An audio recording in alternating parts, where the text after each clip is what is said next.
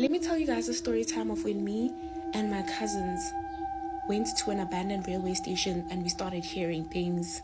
So at my posi, there was a ceremony or whatever, and all my cousins were here. At around 8 p.m. they decided that they're gonna go to Groove, right? Shapo, even my favorite cousin was there. They go to Groove, they leave me, whatever. At around 11, 11:30, my cousins call me and they're like, hey, where you at? I'm like, I'm at home. They're like, are you sleeping? I'm like, nah. Where's everybody else? I'm like, they're still sitting outside or whatever. My cousins are like, come, let's go to McDonald's. We're gonna come pick you up. We're going to McDonald's. They're like, it's their treat. I'm thinking, where did you guys get the money from? They don't tell me. They laugh. I'm like, I chill bet. Who's gonna say no to free food? So they didn't tell me where they got the money from over the phone, but when I got inside the car, they tell me that, hey, like, we picked up 5K at Groove and we took it. And I'm like, what? And the crazy part is, I don't know, guys, my cousins are from the villages, right? They don't really get the Josie life, that when somebody leaves money that's stacked up in 5K, don't you think they left it for someone to, like, take it as bait?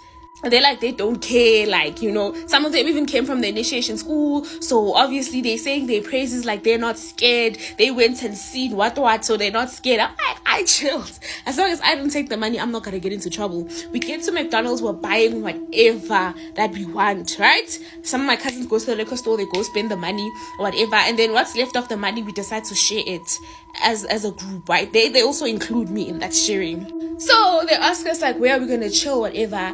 And I'm like, for some reason, it came to me as a thought, like, there's an abandoned railway station somewhere near my, it's not even near my Kasi, but it's somewhere it's near where we are. Let's go. Well, everybody agrees with me for some reason.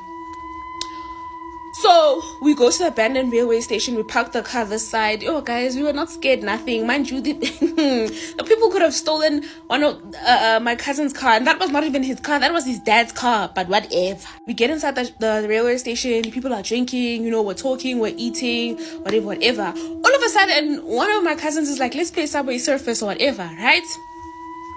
We start running across the railway stations. As we're running, we eventually end up in the middle, the four of us. I don't know how.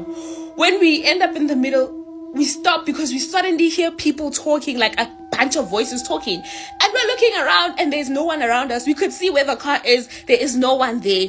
Next thing we hear, like, when a train is approaching from like a little bit far, you can hear it from far, like it's coming.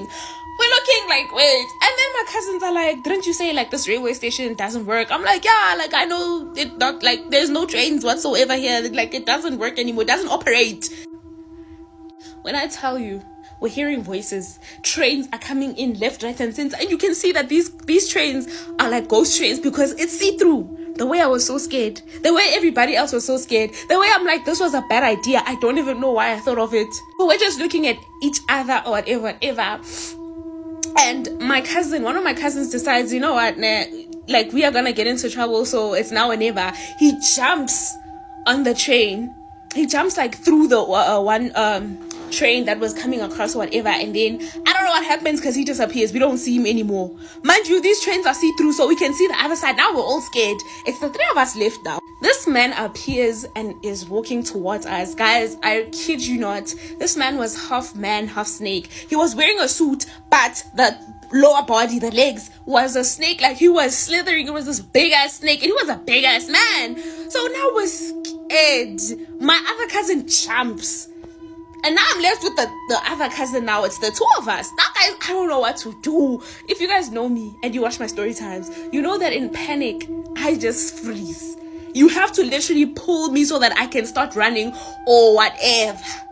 So the cousin that I was left with, now that I've come to learn, he was the one that picked up this 5K. Guess who that person that was coming towards us was? It was the owner of the 5K. This person is like, give me back my money. And like, he's like, this snake thing was very, very far from us. But as it's approaching, it's like, give me back my money. Oh, Lord. Mind you, there are people talking. There are trains going up and down. They are loud as hell. This thing is coming to us. It's like, we don't know what to do. Cousin is also petrified. He's like, what money are you talking about? And he's like, you know exactly what money are you talking about. Give me back my money. Guys, my cousin decides to jump the train. He pulls me and we jump through the train. When we jumped through that train, bruh, like it was, guys, this was very traumatizing. basically when you jump inside the train, when you jump through the train, because you have to jump through the train to get to the other side, it starts swirling like a tornado or whatever, and it throws you wherever. Right? So basically when you jump through the train, it swirls, and then it throws you far from that like train station that you were at. Crazy part is some of my cousins don't know this area. I walk back to the car and my other cousin was there. He starts the car and he's like, where's the other people? I'm like, I don't know what happened to you. He tells me the exact same story. Like, we are terrified. My one cousin is like, let's just try and look for them, whatever. Mind you, now that we're outside of this railway station, the trains, the person that we saw, the people talking, none of that was there anymore. He starts the car, guys. We round the little place and we don't find them.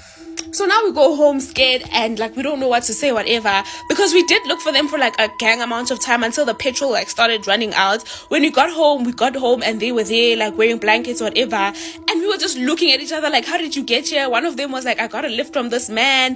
The other one was like, I walked here because I wasn't far from home. And like we were like, what happened? And they're like, bruh, like I just went in there, saw a tornado, found myself at this area that I don't know. I was like, yeah. And that's when I asked them, like, guys, where did you get this money?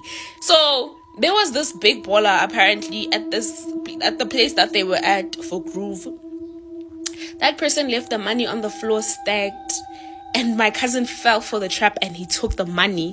So I narrated the story to my other guy friends like a couple of days later, and my guy friend was like, he knows that man, and that guy is a ritualist.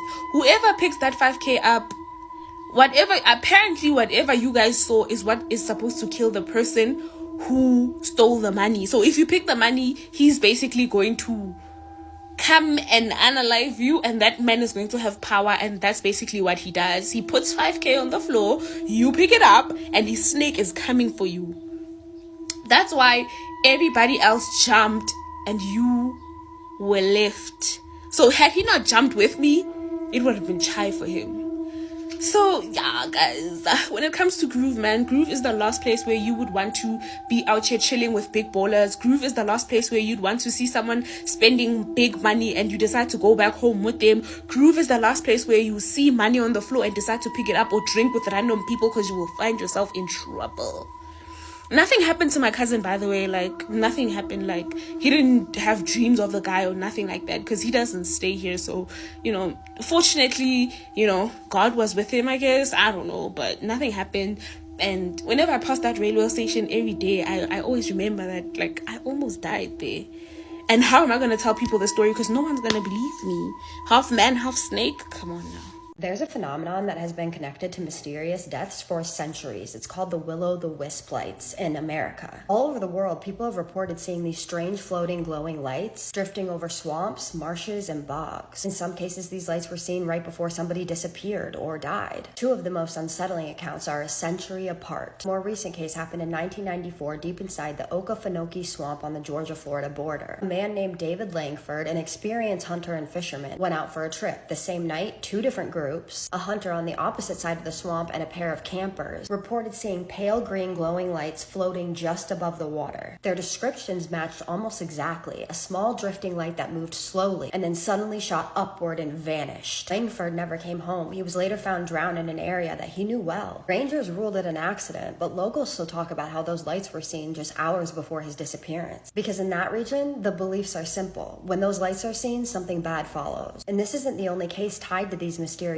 orbs. In the 1800s, on the marshes of East Anglia in England, fishermen often saw blue lights drifting over the fens. One reported case involved a man named William Thompson, who spotted a floating blue flame while crossing the marsh at night. He thought it was a lantern until it rose off of the ground and moved sideways, almost like it was leading him deeper into the wetlands. A few weeks later, Thompson passed away in a sudden storm at sea. No one ever proved a connection, but the timing strengthened the old superstition. The lights were omens. And these two cases, one modern, one historical, line up with folklore around the world. Different cultures have different names for these lights and different beliefs of what they are. In Ireland, people believe they are fairy fire, mischievous spirits trying to lure travelers off safe paths. In Japan, they're called Hidorama, wandering souls of the dead. No matter the culture, the belief is always the same: do not follow the lights. And here's the creepy part. The most common scientific explanation is the natural ignition of gases, like methane and phosphine, released from decaying organic matter in wetlands. In theory, those gases can combust when they meet eliminate oxygen, creating small ghostly flames. Here's where it gets weird. Those gases don't really behave the way people describe. They don't hover steadily, they don't dart away from pursuers, they don't change direction, and they definitely don't glow blue or green in controlled floating orbs. Modern sightings still happen too.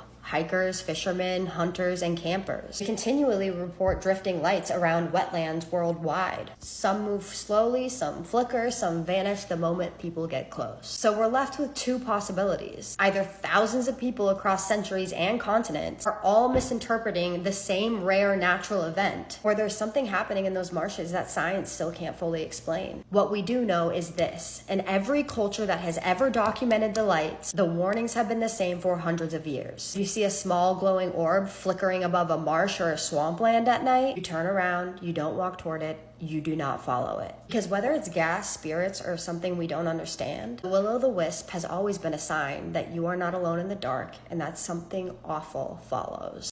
Y'all want to hear the story this woman sent me and told me how she saw something that looked human, but then it started running on all fours, chasing after her and her friends. And then once it started chasing her and her friends, then it jumped on top of the roof of the house and then wouldn't let them leave the house.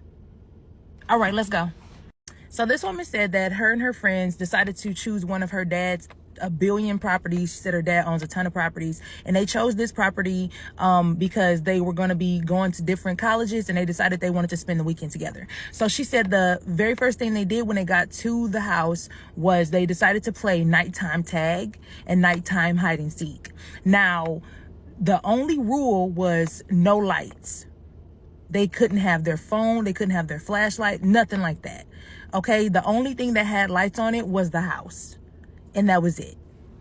So fast forward, she said that she decided to be the seeker.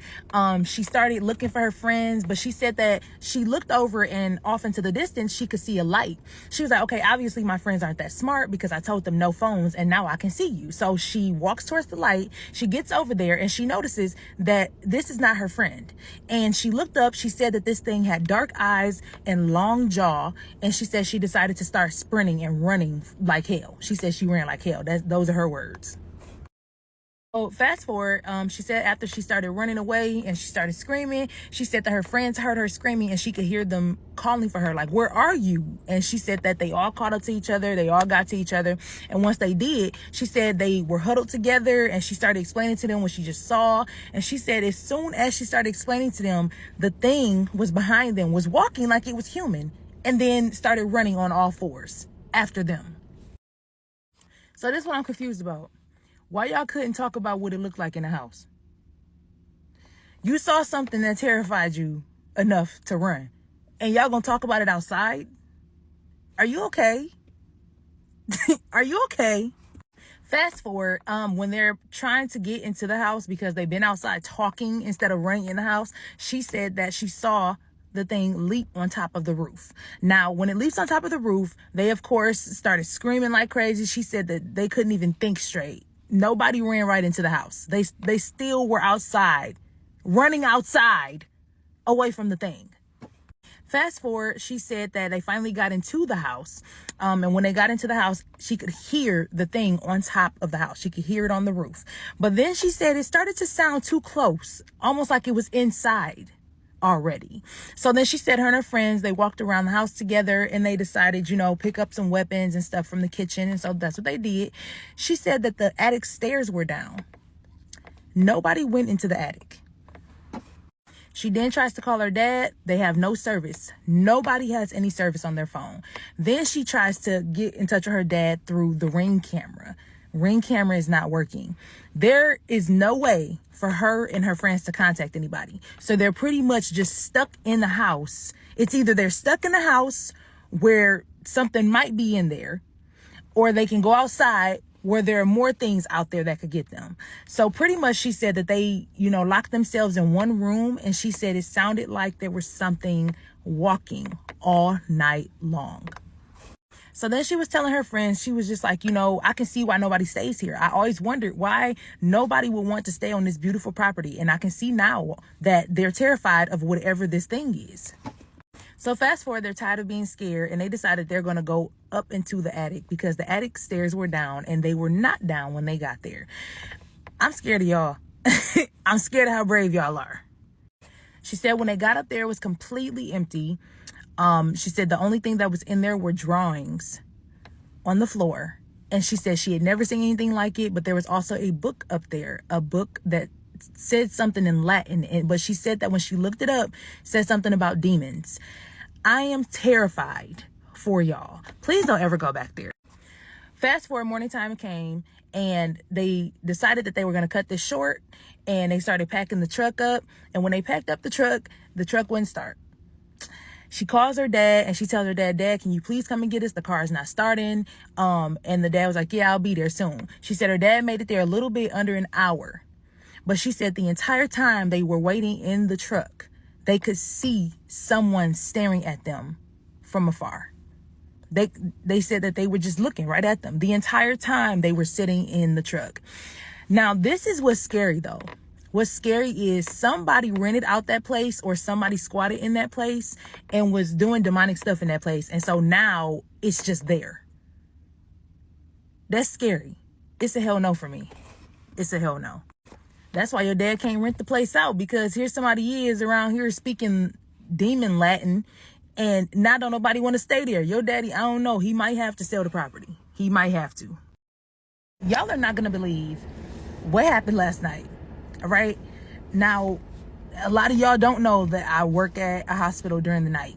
And so I ended up picking up in the float pool, and I got pulled to a different unit to sit instead of tech. Right. So I'm sitting with this woman, and mentally she's having a really hard time. And so when she first got there, you know, everything was set up for her. She sits down, they hook her up to an IV, and she had to use the bathroom. So I take her to the bathroom. I follow behind her with the IV. She gets back to the bed. She wants it completely dark, right? I turn off all the lights, and I'm sitting. And so while I'm sitting there and I'm scrolling through my phone, I look up because I feel movement, right? And I can see movement. And so I look up, and she's standing straight up. Her hair is dark, and she scared the crap out of me, right? I already don't like sitting in the dark. So I then turn around, and she lays down. She's having a hard time getting to sleep. Finally, she stops moving so much. So I'm like, okay, she fell to sleep.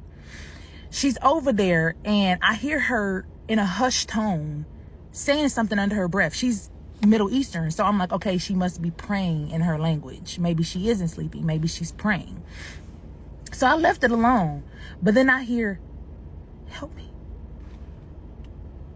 And so at first I was just like, no, she didn't say that. Like, why would she say that if she knows that I'm at her bedside? And then she was just like, help me, help me. So I jumped up and I threw the light on, like, what's wrong? Y'all, she wasn't even awake. She wasn't even awake. So then fast forward, I'm like trying to get her up, like trying to wake her up. I'm tapping her. I'm asking her if she's okay. Her eyes are still closed.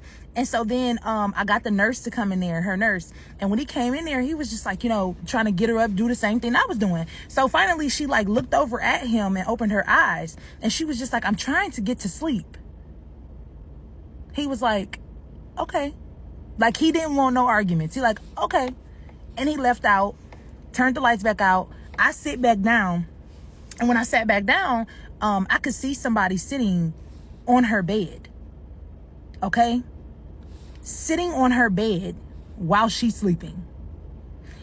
This is what I be saying when I say, when y'all be like, oh, I wish that I had the gift that you had. No, you don't. I was in that room alone.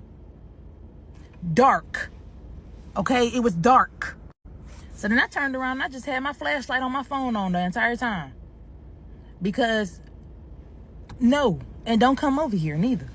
Don't come over here. And so it stood up. It never turned around to face me. It sat on her bed the entire, like, it was probably like 15 to 20 minutes. I don't know. It wasn't that long though. But it never turned towards me to face me. But it still scared me because why is you even in here? And you obviously doing something to this lady. You know, she's already struggling mentally, and y'all know that patients like that and people like that are a target, right? Because they're considered weak. Okay? So I was in the corner praying. And I'm like praying, because baby, you not coming home with me, okay? And you not about to come over here bothering me. And I really want you to get out this room. As soon as I started praying, it's like it went into supersonic fast mode. When I say like ran so fast that I didn't even see it leave the room, but I saw it stand up, running towards the door. Insane. Like, I see some scary stuff, man, but that scared me last night. It scared me. Scared the heck out of me. This has literally got to be one of the worst ways to go. And I'm not making light of the situation, but this story is a really good example and warning as to why we should just not mess around with Mother Nature. So in this photo is a young woman named Adriana Dickinson, and she was a newlywed and her husband's name was Jay. Now the story takes place in 1988 and the two of them were visiting Anchorage, Alaska. So apparently the two of them were completely unaware of how dangerous the sand could be on the beach when there is a low tide. Because there was no water in the area, they had taken their truck to drive through this area.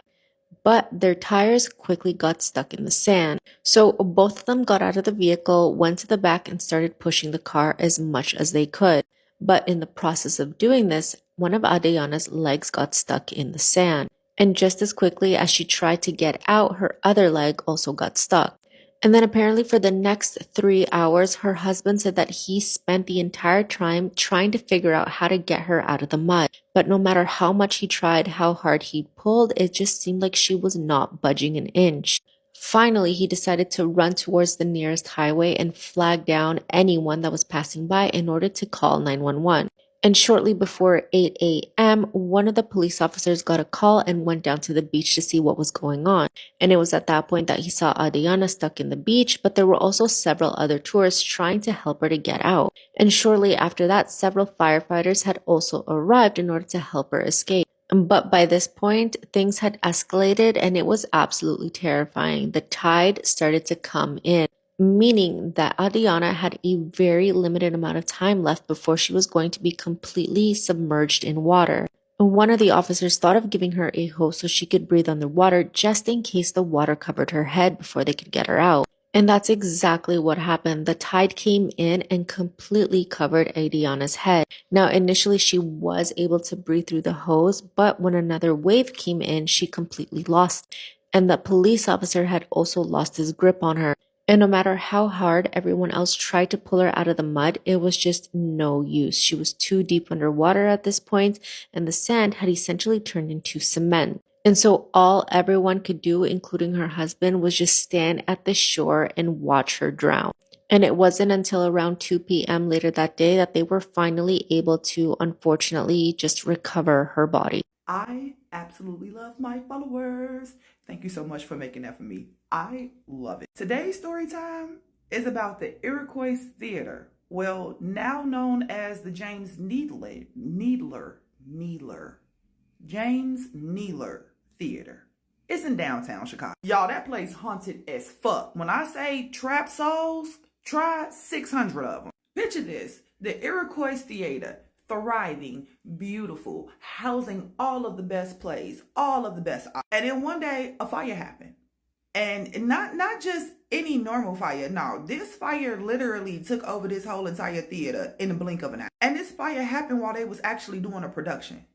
Like, it's people in the audience. 600 of those people died in that fire because they could not get out of the building. Like, could you imagine seeing a fire take over your theater and you trying to get out, but you can't open up the door? Back then, safety regulations wasn't shit. They wasn't shit. Whoever thought to have a fire door or an escape door to open inward instead of going out was not smart. Because that's exactly why they got pinned. Like, if you have to pull a door open and you got a massive crowd behind you pushing towards the door, you ain't gonna be able to pull the door open.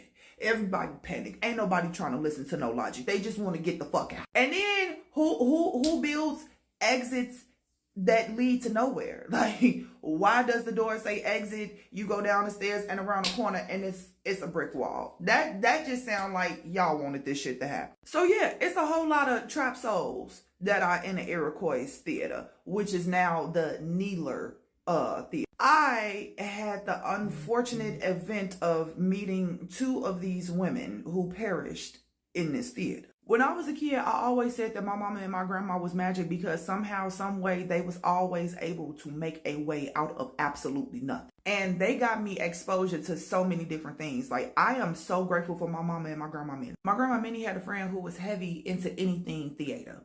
Her name was Jello. A lot of people didn't understand why my grandma and Jello was so close with each other. And it was because Jello is a transgender woman. I met all kind of people because of Jello, but again, this one particular time we are going to this place. And as we're walking up to the building, I got cold. Like, every part of me is freezing. I'm so cold that my fingers are turning blue. Jello looked down and looked at me because my hand is in her hand. And she feels ice in her hand. She, what the fuck is going on? What's wrong? And I'm like, I don't think this place like me. She looked me in the eye and was like, okay. She put her hand over my eye and started praying. The willies went away momentarily. We get into the theater, and instead of going to our seats, of course, Jello is the shit, so she know the person who was actually in the play. We going to the back room. And I wish we didn't. I wish we didn't, because what was once ice is now fire. I am hot. I'm burning up. I'm talking about sweating. Jello looked at me. She said, are you okay? I said, yeah, I'm just hot. She said, it is kind of warm in here. I'm like, I don't like this kind of hot, though. I am so uncomfortable. Her friend looked at me and instantly was like, oh, she's special. I looked at her. She looked at Jello. Jello looked at me. I'm looking at Jello. I said, I don't like this. Can we start this and get that one up out of here, please? The lady said, if the feeling gets worse, tell Jello it's bingo time. She said, as soon as you say those words, somebody will be at your section to get you and Jello out as fast as possible. What the fuck we gotta get out as fast as possible for? I don't like this. I'm sitting in the hallway waiting for Jello to come out of the dressing room, and I hear a lady crying. I walk around the corner. It's a door right there. I go through the door and I see stairs. But now the crying is even louder. If it's somebody down here hurt, I can't help but to go and help them. So yeah, I went and followed. This woman is sitting on the floor. She has on a navy blue dress with gray trimming and details all around. The skirt is super long. Like, it's so long and so poofy that she looks like she's sitting in a cupcake. The bodice of the dress is like, baby, the corset is corseting. High collar with ruffles coming all down her sleeve. Pretty white gloves and a cute little hat sitting on top of her head with a little blue quill. I'm looking at a full-blown white woman out of the early 1900s. And when I say that she meet every qualification of a white woman out of the 1900s, like, she is sitting there and her hands is dainty over her face and like it's like something out of a fucking movie. I say, hi, are you okay? She look up at me and she says, no, I've been trapped here. I want to go home. I said, well, why you can't go home? She says, because of a man. It was because of a man. I can't. It was because of a man. He left me. How could he do this? Her voice got a little demonic on the end. I said, ma'am, what did he do? She said, he left me here to burn. He left me to burn. Ooh.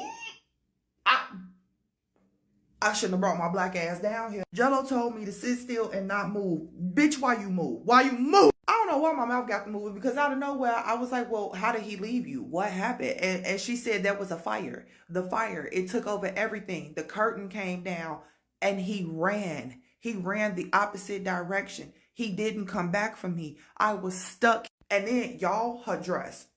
The craziest shit. You know how it look when fabric or paper get the burning and it's slowly turning into an ember? Oh, she is saying, I hate him. I hate him. He left me. He did this to me. He took my over and over and over. The more she is saying these words, her dress, her hat, her hair, her gloves, everything is burnt. She look at me and say, you can get me. Ma'am? What? How? Just give me your body. Hell to the no. I need this body. You tripping. Nah, Mrs. Burning Lady is turning into the motherfucking Grudge because she is crawling on her hands and her neck is contorted. I'm freaking the fuck. Release me. Give me your body. Over and over and over and over again. The more she said, the more demonic. Oh, bitch, Q in the mantras. Q in the mantras, because you done fucked up. You done fucked up. I take off back up the stairs. I can hear her crawling after me, baby. I am bawling my ass off. I bust through the door. Jello standing in the hallway screaming my name. She look at me. She look at the door. She slammed the door. Jello say, didn't I tell you not to go no damn well? I was like, well, I heard somebody crying. I thought I'm sorry. Jello friend standing there. She said, you heard a lady crying. Where you hear the lady crying? Where you just come from, Katie did? I show her where I came from. She looked over where I was pointing at. First and foremost, apparently the door ain't always there. The door just around here popping up wherever the fuck it want to. Her and Jello doing root work over the door. They pushed me into the fitting room while they doing the root work because apparently whatever the fuck was on the other side of the door was saying my name. Talking about she need the Star Child's body. Absolutely the fuck not. They blessed me one more time. And then they called in somebody from the audience to come and bless the whole theater. Because apparently the Star Child being in the damn theater is generating too much energy. And I mean, I can't control that. I can't. I radiate energy. I radiate so much energy that apparently I got the eyes of a vampire looking down on me. That's the next story. Part 2 of the James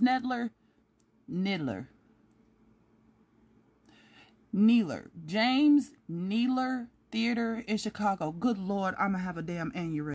Okay, so boom. I told y'all from the last story that I had got the attention of a vampire who happened to be in the theater at the same time.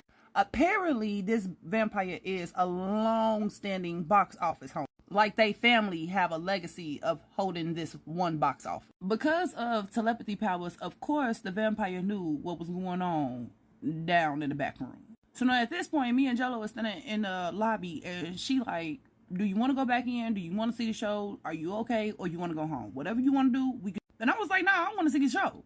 Y'all handled it, right? Like, I don't feel nothing no more. So we good? And she was like, yeah, we good. Okay, cool. Let's go. Come on. And I'm so glad that we did because this woman was on this stage belting. Her voice is so strong that you can tell there are moments where they had to turn off her mic because she can carry so loud. Here we are in the intermission, right? I gotta go potty. I mean, like, bad. I do this thing even to this day where I will push the fact that I gotta use the bathroom out of my brain. It's not necessarily healthy, but like I have to focus on certain things and using the bathroom is not important at that very moment. Y'all know what the fuck I'm talking about. Don't sit up here and act like I'm crazy because I'm not the only one who do it. Anywho's, I go to the bathroom. This bathroom is absolutely beautiful. Like, here comes again, I'm focusing on something else other than using the bathroom because I'm looking at everything around.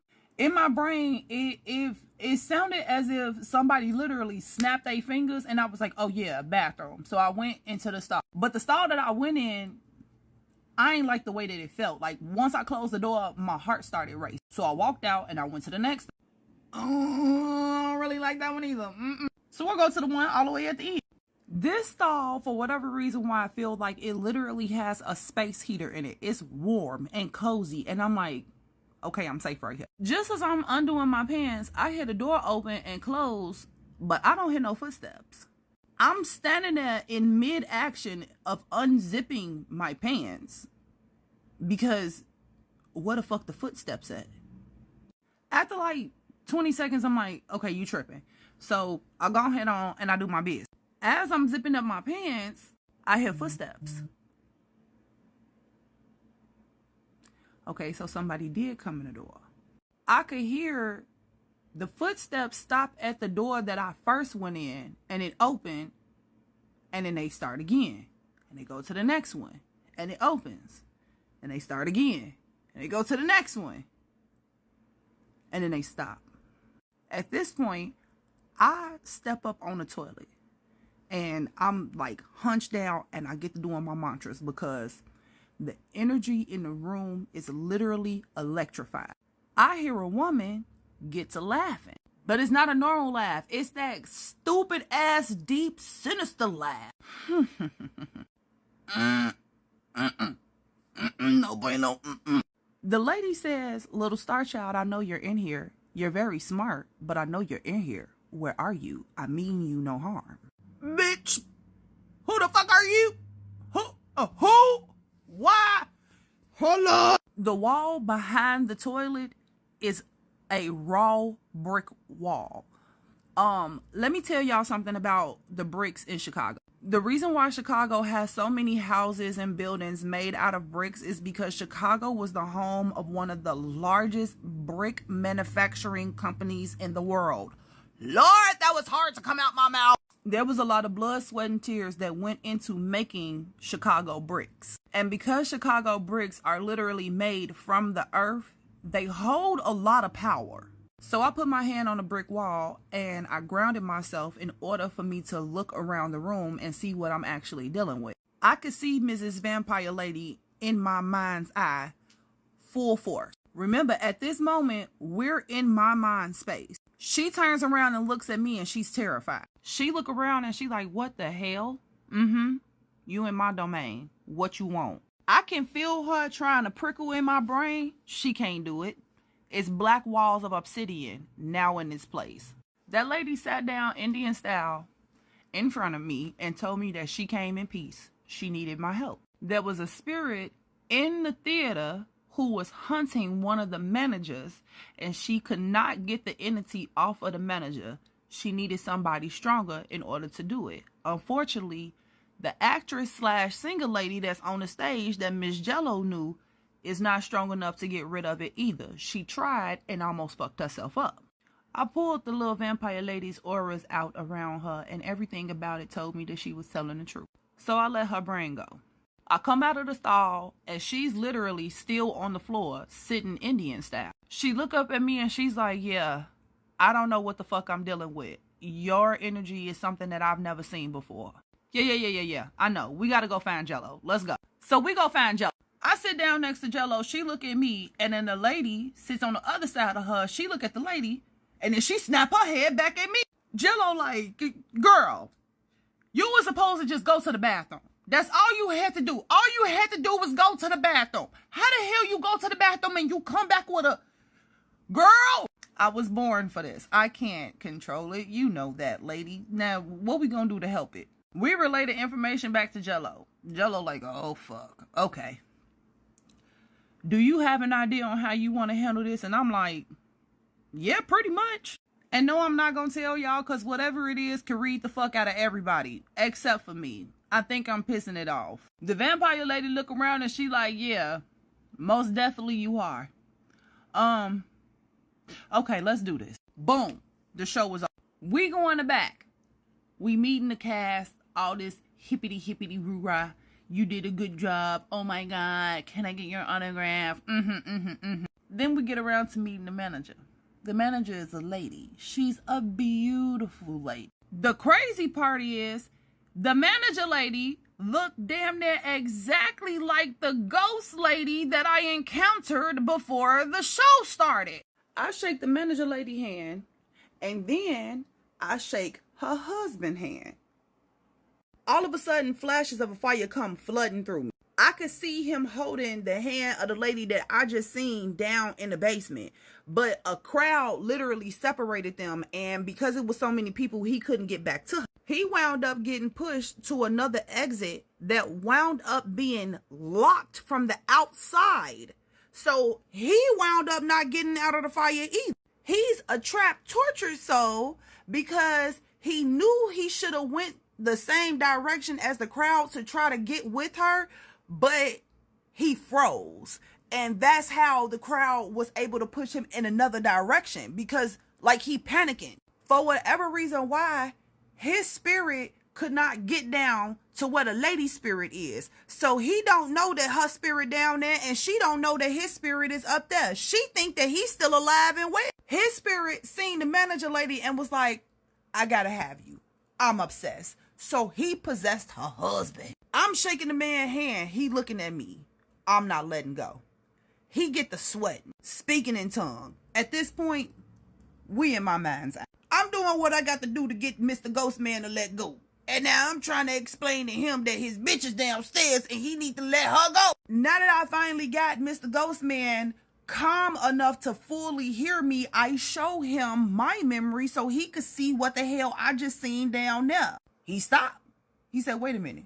She here? Can you take me there? That's what I'm trying to tell you. Let this man go. Let him be. Leave him alone. You sucking this woman life force away, and his too. We come out of my mind space, back into reality. Mr. Ghostman is outside of the manager's husband. The manager is looking at me and blinking, and he like, what the hell just happened?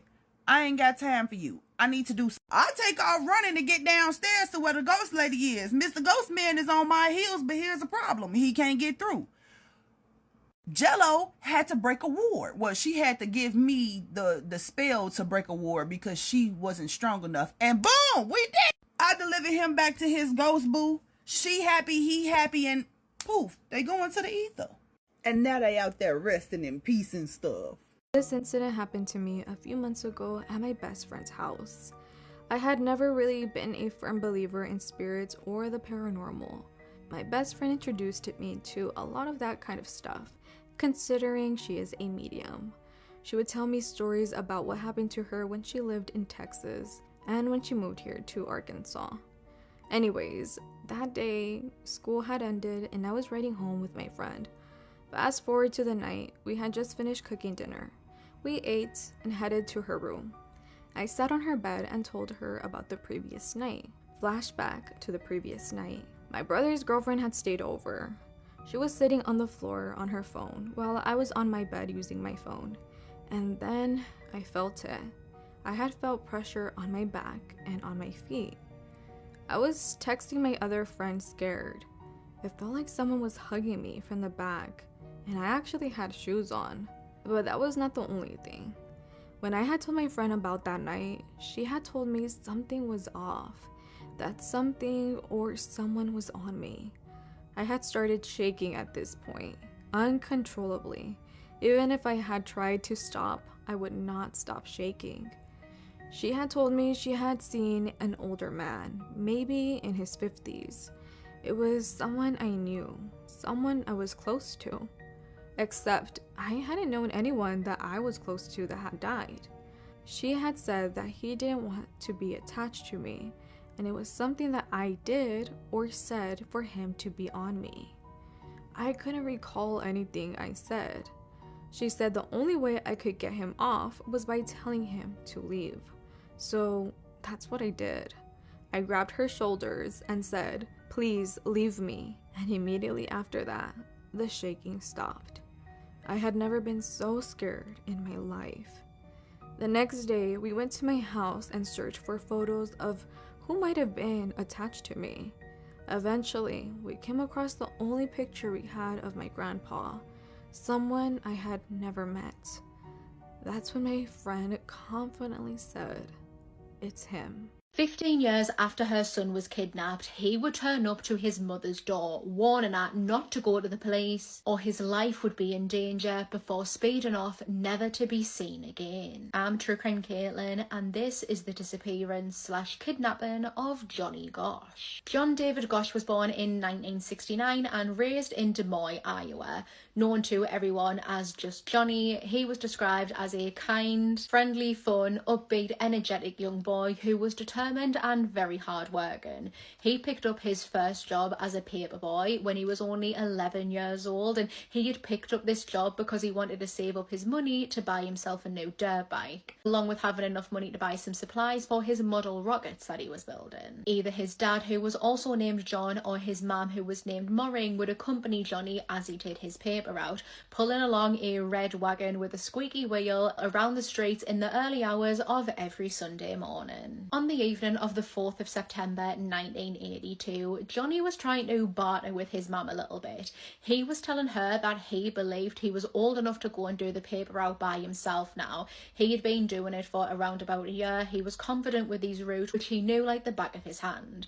Noreen wasn't convinced though. She told Johnny that, no, you're not old enough to be going out by yourself yet, and the other paper boys who are going out by themselves, they're 15, they're 16 years old, so they are still a little older than he is. He is 12 at this moment in time. However, the following morning, September 5th, Johnny woke up extra early and snuck out of the house, taking just the family dog with him to do his paper route. A neighbour would recall seeing Johnny pulling the red wagon at around about 5:55 a.m. Johnny and the other paper boys, who all had different routes, would all go to a nearby church to collect the papers that they were going to deliver, and on Johnny's way there, have a very off-putting interaction with a strange man. This man, who was described as being chunky and potentially having a mustache, who was slurring his words, was asking Johnny, shouting to him, wanting directions. He was shouting from his car, which was believed to be two-tone blue in colour and had an Iowa license plate. When he is shouting to Johnny, asking for directions, Johnny is completely ignoring him, not interacting and carrying on his walk to the church. What this man did though was he made a U-turn in the road, drove up to a corner that Johnny was just about to pass and parked up on the side. He opened up the door, slid over to the passenger seat and kind of put his feet on the pavement,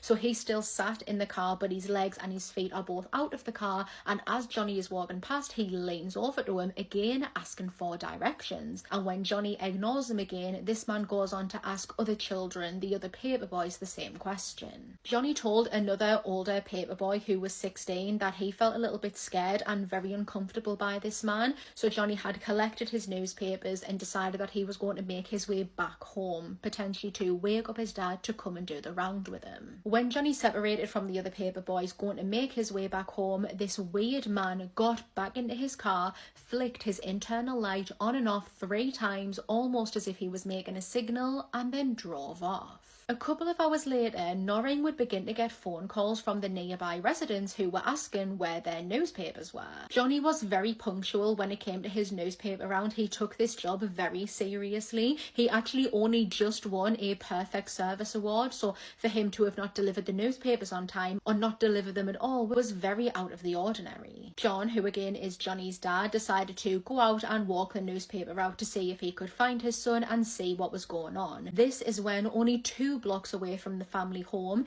he would find the red wagon still filled to the brim with newspapers alongside the family dog, but his son was nowhere to be seen. Immediately, Noreen contacted the police trying to report her son missing, but because of policy at the time, the police could not take the report until Johnny had been missing for 72 hours, even though he is incredibly young. He's only 12 years old, and even though these circumstances were unusual. When police did begin to speak to people regarding Johnny's disappearance, he would speak to neighbours and the other paper boys, who all relayed on the weird interaction that he had with the man in the car. 2 other boys who were out and about that morning told the police that they had saw Johnny and they believed that he was being followed by 2 men.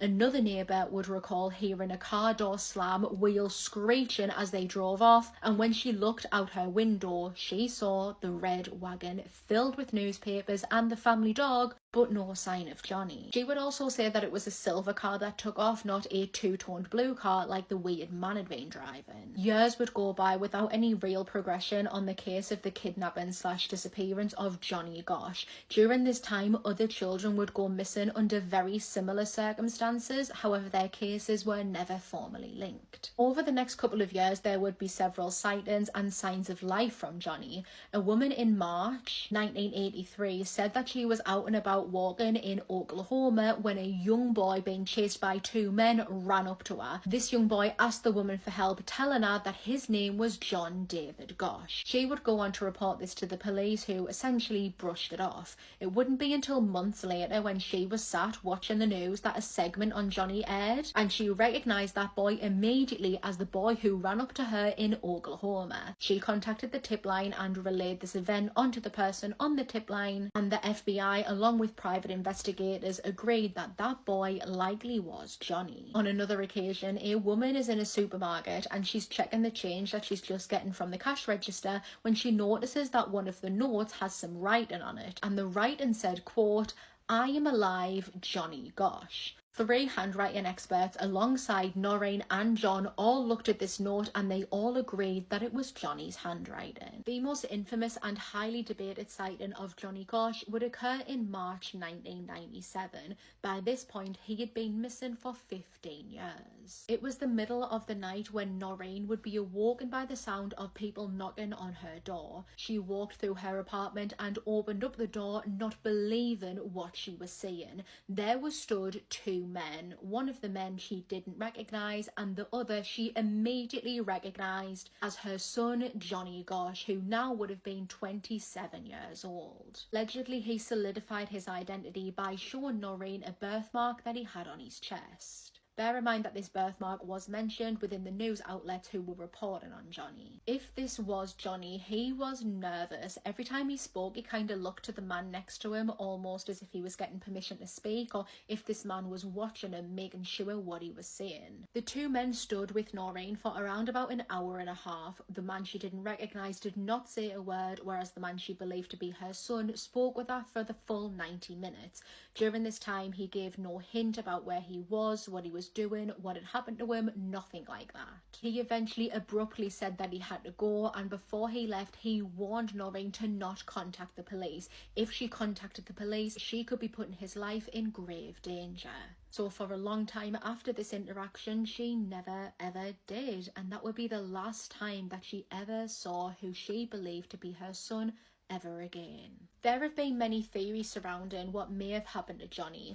Many people, including his own father John, didn't believe that the man who showed up at Noreen's door was actually Johnny. Could it have been someone pulling a cruel prank on a devastated mother? This wouldn't be the first time that something like this happened to Noreen. At one point many years before, she had received some photographs on her doorstep, and the photos showed a young boy lay on a bed bound and gagged, and this boy resembled Johnny. It would later be confirmed that that wasn't Johnny, and these photos were just sent by some older kids who were just wanting to mess with Noreen. Really early in the investigation, she would be conned out of thousands of dollars after paying a fake ransom to someone who claimed to have her son, and she paid this fake ransom up to $100,000, I believe, in order to try and get him back. But again, this was just a con artist. He had nothing to do with Johnny or his disappearance. Noreen believes that her son Johnny Gosch was kidnapped and placed into a child S ring, where he is likely still at today.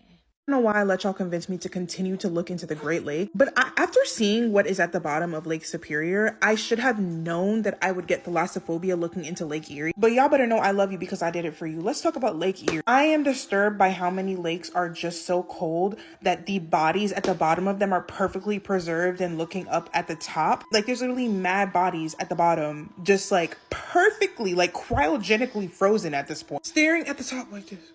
I'm trying to give y'all a visual like this. What's crazy is that's not even the worst of it. Y'all know that there is a large sea serpent that has been reported to be slithering around in the water in Lake Erie for over 200 years. Indigenous people, locals of that area, even to this day, crewmen, people that have been on ships, they have all reported seeing a giant sea monster in there. Listen, one thing about it, 2 things for sure, I'm so good on that. There have been sightings of ghost ships, like they see wooden ships in the fog at night. It's to the point that some people, like some crew members of ships that have gotten temporarily lost in those lakes, they won't even go back out there. Just like Lake Superior, people constantly hear voices in the fog. And the Navy, the literal Navy, has reported seeing UAPs and UFOs. Like literally lights hovering over the water, strange noises and figures under the deep when they're sailing around. What about the fact that the fog is so thick that it's almost like intentionally keeping people lost out there? It's like nature works together with the fog because the waves literally change direction so that the ship itself is technically trapped right in its place, like stagnant through a storm. And this has caused many people to lose their lives in that lake. Okay, so we literally have no idea how many shipwrecks there actually have been besides the ones that were reported, because there have been ships that have vanished, just vanished, and nobody knows where they are. No one. Wasn't it like Lake Michigan or something, where it was like flight 2501, some random Northwest Airlines flight just flew into the air and never came back, and nobody's ever found? I think it was Lake Michigan. Yeah, nobody ever found what happened to them. They never found the plane. But then randomly, I know we're talking about Lake Erie right now, but I forgot to tell you guys this in the last video. Randomly, they found there was 58 passengers that were just gone. No body parts, no nothing. And then years later, they found 2 mass grave sites with bodies identified as the passengers on the plane, but no plane. So how did the bodies get there, and who dug the mass grave? Y'all, don't get me yapping on this, because I'll talk about it all night and I will stay up all night. Anyway, as always, make sure you like and follow and comment down below if we should continue this Great Lake series. You can't make this stuff up. Might have known the story of real life boogeyman. This movie actually ends up being really sad when you figure out what's going on. Let's do it. Story of Echoes is about this working man named Tom who lives in Chicago with his wife Maggie, who we find out is pregnant with their second child, and their young son Jake, who literally the first scene of this movie is him talking to something that's not there in the house. One night, Tom and Maggie are at a party, and Maggie's sister is talking about how she's learning hypnosis, and Tom is a skeptic. He doesn't believe that that shit is real. So Maggie's sister is like, okay, bet, let me try and put you under, and it works. It turns out Tom is very susceptible, and he has a really bad experience, and immediately after this, he starts seeing some weird shit. When he asks Maggie's sister what she did to him, she says that she planted a post-hypnotic suggestion that he should be more open-minded. So Tom continues to see and hear weird things in his house, including this young girl sitting next to him on the couch one day. And she seems absolutely shocked when Tom can hear and see her, but then she disappears. Tom tries to ignore this and play it off, and one night he and Maggie go to a football game, so they hire this babysitter, Debbie, to watch Jake. She hears Jake talking to somebody, and when she asks who it is, he says it's Samantha, she's in the house. This causes Debbie to lose her fucking mind, and she grabs Jake and runs out of the house with him. Meanwhile, at the football game, Tom can sense that something's wrong, so he runs home to find Jake gone. But Tom is able to see these flashes of red light which lead him to a bus station, and there he finds Debbie and Jake. When they get there, they find that Debbie is absolutely distraught, and she came here because her mother works there. And it's at this point she reveals to everybody that her sister, Samantha, was mentally handicapped and has been missing for months. Samantha apparently had the mental capacity of an 8-year-old, which caused her to be very trusting of strangers, and even though the police say that they think she ran away, her family doesn't believe that. So Debbie is convinced that Tom and Maggie had something to do with her disappearance because Jake said he saw Samantha in their house. When Tom sees a picture of Samantha, he realizes that's the girl he saw sitting on his couch. So Tom becomes kind of obsessed with this girl Samantha, and he starts asking people in town about her disappearance, including his landlord Harry. He also asks his friend Frank, and Frank and Harry have 2 sons that are about the same age, but all 4 of them just kind of play it off and are like, oh yeah, she ran away. However, a little bit later, Tom has this vision of Frank in his house telling him they were going to kill you and Maggie. And this vision leads Tom to Frank's house, where he finds that Frank's son has shot himself and he is rushed to the hospital. During that time, Maggie is on a walk with Jake, and they stumble into this cemetery where they see a funeral. And this man, Neil, comes over to Jake, and the 2 of them somehow know each other's names despite the fact they never told each other. And Neil tells Maggie, give your husband my information because I'm sure he has the gift too. But instead, Maggie goes to meet Neil later that night to find out what the hell is going on, because Tom has been freaking her out. Neil tells Maggie that this spirit has contacted Tom because they want something, and the longer it doesn't happen, the more upset the spirit is going to get. And sure enough, that does happen. Tom starts to have these horrifying visions where his teeth are falling out and he can't sleep. And one of these visions tells him that he needs to dig, so he starts frantically digging holes in his backyard to try and appease this spirit. One night, Maggie gets a call, and Tom knows before she even answers the phone that that call is informing her that her grandmother died, which turns out to be true. So Maggie takes Jake with her as they leave town to go to her grandmother's funeral, and Tom insists that he stays back, because he knows that he's onto something. And this time he goes into the cellar and he knocks down a wall, and sure enough, he finds the mummified remains of Samantha. And it's at this point he has a vision showing him what happened to her. And that vision shows him that when the house was empty before he moved in with his family, Samantha was lured into the house by those 2 guys' sons, Adam and Kurt. He lured her into the house to SA her, but when she started fighting back, they panicked and they suffocated her with plastic wrap. So Tom goes to tell his friend Frank about this because he's like, listen, I know that your son did this and I have to call the police and I want you to know first. It's at this point that Frank admits that he and Harry knew about it and they helped the kids hide the body and have kept the secret.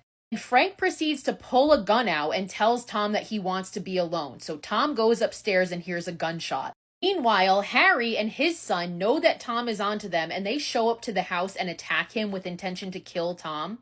But Maggie had the feeling that something was up, so she ends up showing up to the house mid-attack. She had wanted to bring Jake with her, by the way, but he begged to stay at his uncle's because of the feathers, which makes no sense to Maggie. So Maggie shows up unaware of what's going on and Harry attacks her. But before he's able to do anything, Frank emerges from the basement and shoots Harry and his son dead. During the struggle, there's a stray bullet that goes through the ceiling and through the pillow of Jake's bed where he would have been asleep if Maggie took him home, and it sends feathers flying everywhere. So that's what he meant by the feathers. He knew that would have happened. It's at this point Tom's previous vision comes true and Frank informs him they were coming to kill you and Maggie. After this, Tom briefly sees Samantha's spirit who smiles at him and disappears, finally being able to rest. Sometime later, we see that Samantha is given a proper burial. Tom moves his family out of the house. The final shot we see is of them driving to their new home, and Jake looks out the window and he can hear all the whispers of the dead and he covers his ears and the movie ends. The horrifying 3 a.m. game called the hosting game. Hosting game is a game where you invite spirits in your house for a party. But sometimes things can get crazy at a party, especially with evil spirits. To play this game, you want to start exactly at 3 a.m. You'll need a dark room because this room will be your hosting room. If the room has windows, you need to cover the windows with curtains or cloths. Next, I go to the furthest point in my house away from the hosting room. And you have to turn off all the lights in your house, room by room. And as I turn off each lights in each room, you have to say, I will be ready soon. Finish turning off all the lights, go back to your hosting. Now, on a piece of paper with a pencil, you're going to write, you are invited to a gathering hosted by Dash, whoever is hosting the gathering, that takes place at 3 a.m. Bring your friends. There should be a total of 3 spirits. Now, in your hosting room, you face the door and repeat the words, I am ready, you may enter. This is where you will be outside of the hosting room with your back turned to the door. Take note, you cannot look inside of the hosting room no matter what you hear. As you sit outside your hosting room with your back turned to the door, you count to 10 and then you light 1 match. If the match lights, it means there is a spirit in your hosting room. And now you say, I am glad you're here. Thank you for coming. Next, you do it again. You light another match. If it lights, it means there's another spirit in your hosting room. Repeat the words, I am glad you're here. Blow out the match and then do it one last time, only 3 times. Should be a good amount of 3 spirits only. Now, whatever you do, you wait until sunrise before you go back into that room. You guys think I should play this on live stream? Then heart this video and follow my account and let me know in the comments. And Gary Hoy went to work one morning in downtown Toronto in 1993, but he had no idea that he would not make it home.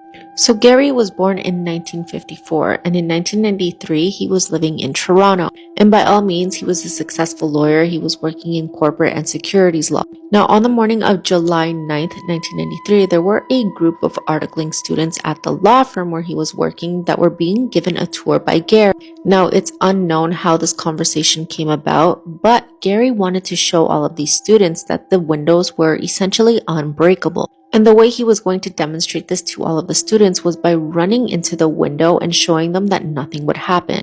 I mean, apparently, after all, he had done this multiple times in the past and he was totally fine. Except this time when Gary ran into the window at full speed, the window didn't shatter, but the frame of the window completely gave way. And Gary fell all the way down to the street level from the 24th floor. And it's believed that Gary landed on a bench down on the street where a mother and a child were sitting just moments before he fell. And tragically, Gary did not make it. And there was so much controversy surrounding what happened that it actually was a huge contributing factor to the firm closing its doors. And these towers And these towers are actually still standing to this day.